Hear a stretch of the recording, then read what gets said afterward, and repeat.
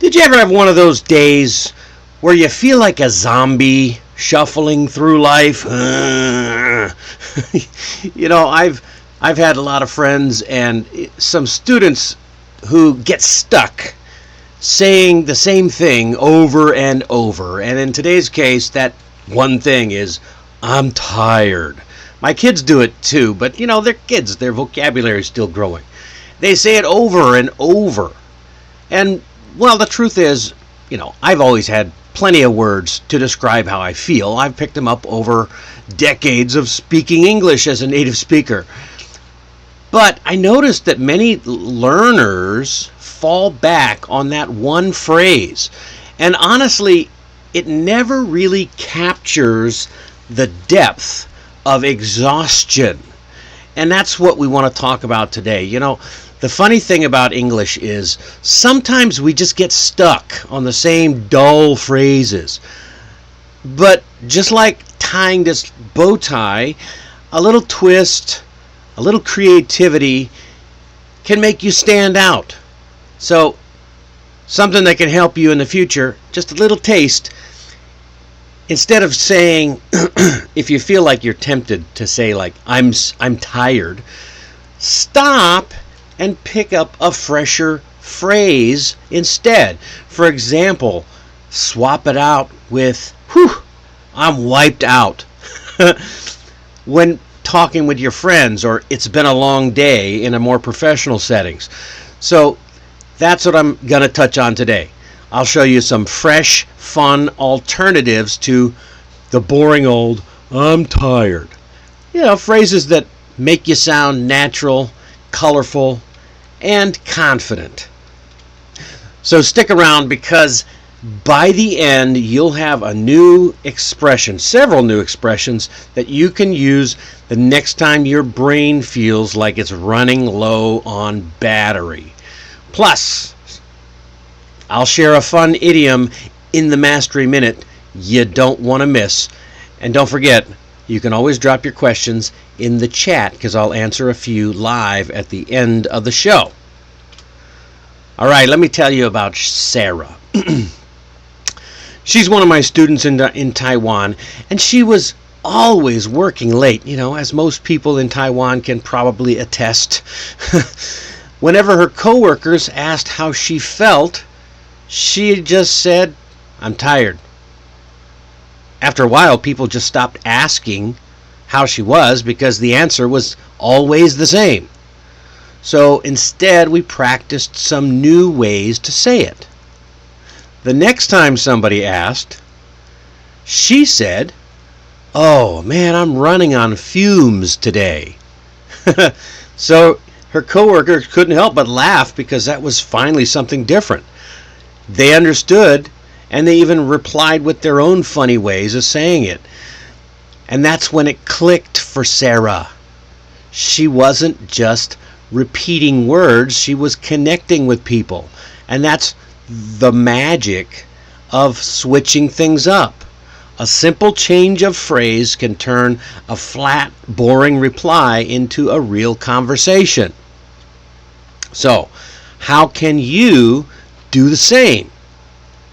Let's look at some practical, fun alternatives today. All right.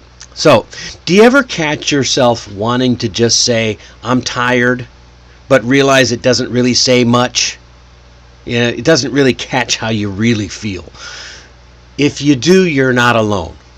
The good news is there are so many other ways to describe how you feel. Some are playful or casual. Others are playful or fun, and some are perfect for professional settings. In fact, I've grouped these into 4 different categories so you always have the right phrase for the right moment. And that's what we're going to go through step by step right now. Here we go, step by step. So, picture this. You've just walked through the front door after a long day at work. You drop your bag, you kick off your shoes, and someone asks, maybe they call you on the phone, maybe somebody in your house says, how you doing? Now, if you just say, I'm tired, that kind of kills the conversation right there. But if you say something more interesting like, I'm beat, or I'm wiped out. Wiped out, just imagine, it's like a surfer. Suddenly you're painting a picture that they can almost see you collapsing into the couch. Or if they're with you, they can see you collapsing into the couch. You might also say, I'm drained, for if you're showing that you're emotionally exhausted, because it is tiring. So, for example, after a long day at work, instead of saying, I'm tired, you could say, I'm beat. I need a coffee. So these are short, casual, and perfect for conversations with friends or family. They make you sound more natural, they sound a little more comfortable, they add a little life to what could otherwise be a flat, boring response. Now, once you've got these casual phrases down, now you're going to be ready for some phrases that get a little more playful. And that's our next step.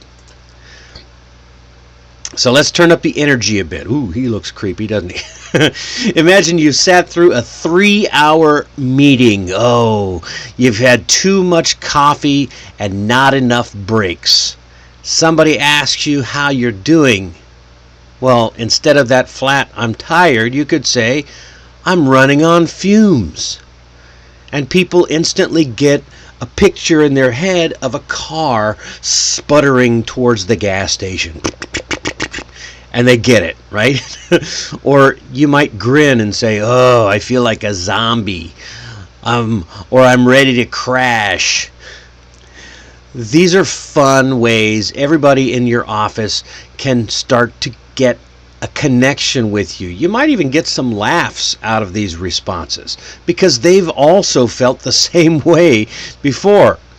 So, for example, after that 3-hour long meeting, just say, after that 3-hour long meeting, I am running on fumes. I can't handle it anymore. These are very fun and colorful phrases. They paint a picture instead of just telling people you're tired. They can imagine and they can relate to what you're feeling.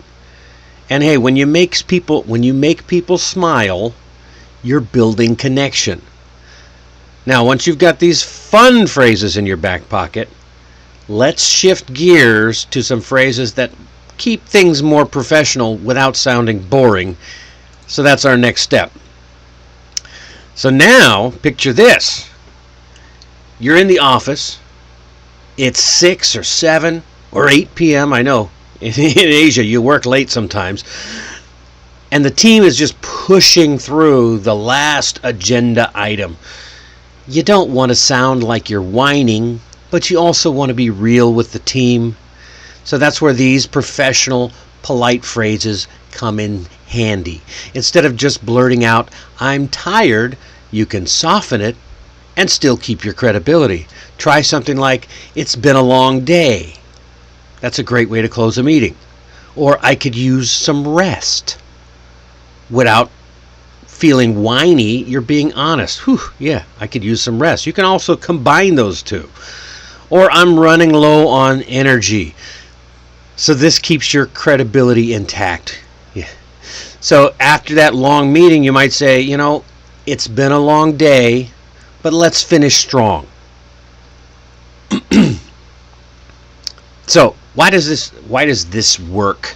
You want to be honest, but still maintain your professionality and be respectful while still letting people know you're tired. So these phrases are a perfect balance. They're honest without sounding negative.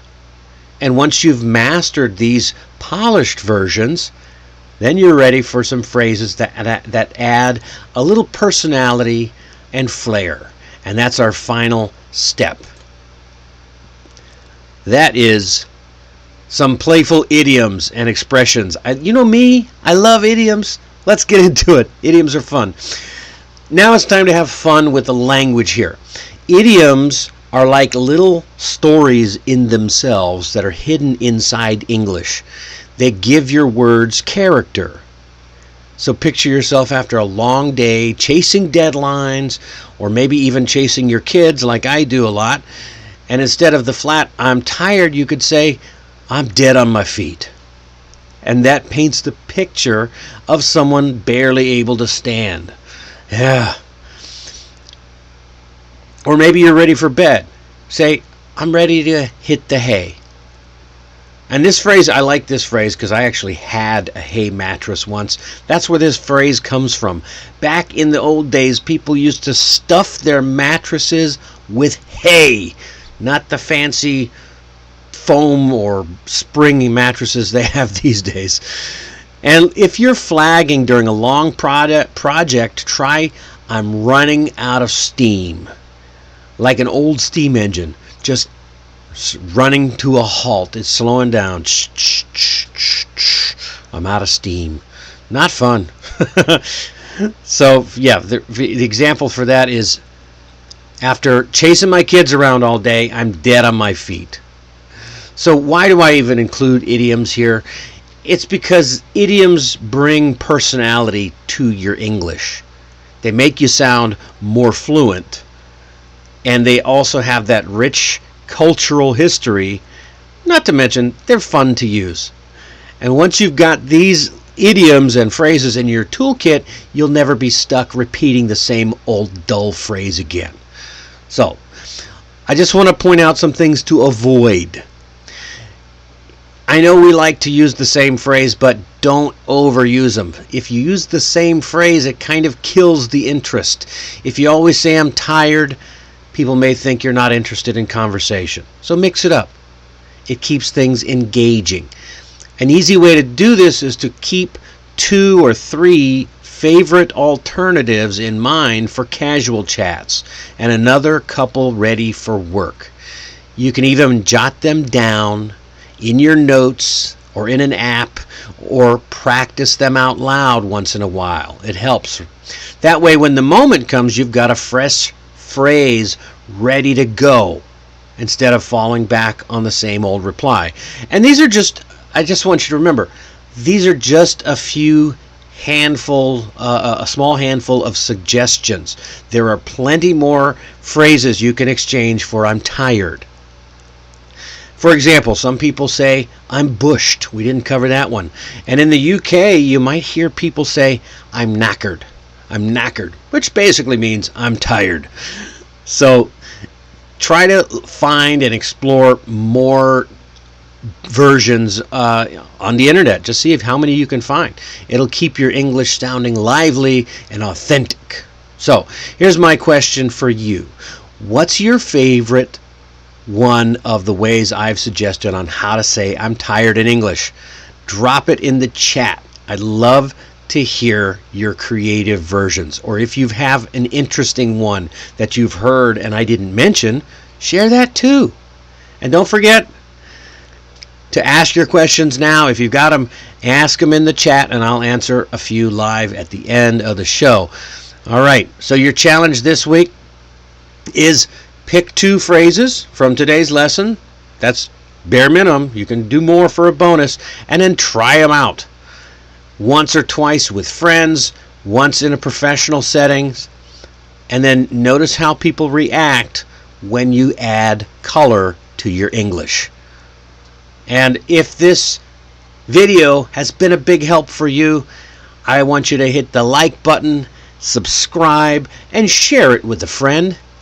You can also read the full article with a few more expressions at allaboutenglishmastery.com. The link is in the description.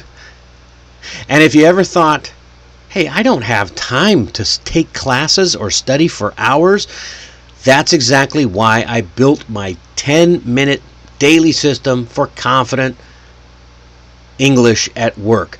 Check out the Mastering English for Busy Professionals course. The link is also in the description. And don't forget to drop your questions in the chat. And speaking of that, let's move straight into the Mastery Minute. You know, I love the Mastery Minute. So let me set the scene. Imagine it's midnight and you've still got emails to answer. The laundry is buzzing in the dryer, and a project deadline is breathing down your neck. Your eyes are heavy, but you keep pushing on anyway. Whew, man, that sounds like my life. It's almost like I wrote that from my life. I did. That's the perfect setup for today's idiom, burning the candle at both ends. The phrase itself, burning the candle at both ends, obviously goes back hundreds of years where candles were the main source of light. And if you light the candle at both sides, it burns twice as fast, and it would be gone in no time. And that's exactly the picture this idiom gives us. Someone working or living in a way that uses up all of their energy quickly. So you might say this, for example, between studying for exams and working part-time, she's burning the candle at both ends. It's not healthy. All right, so when can we use this? Use this idiom when you or someone you know is doing too much at one time and exhausting yourself or themselves. And also, remember, this is a vivid way to say more than just, I'm tired. Yeah, I've been burning the candle at both ends. Okay, that's it for tonight. Tonight, we learned fresh, new ways to replace the phrase, I'm tired, with fun and engaging English expressions. Next time, we'll look at 5 simple daily habits that can help you master English step by step. You don't want to miss it. And if you found that this episode was helpful, again, hit that like button, share it with a friend, subscribe, and ring the bell so you don't miss a future episode. I'm Dennis Wilborn, and this has been 15 Minute Mastery. I'll see you next time.